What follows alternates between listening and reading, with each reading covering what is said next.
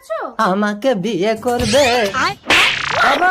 বাবা না, মানে আমার ছেলের সাথে তোমার বিয়ের কথা বলছিলাম। ও আচ্ছা, তোমার ছেলের কথা বলছিলে। হ্যাঁ। ছেলেটা খুব হ্যান্ডসাম, বল নিতা। ও কি চেহারা, যেন ডাসা পিয়ারা। বাবা আমার লজ্জা করছে। শ্রেষ্ঠ। খুব ইন্টারেস্টিং, বল।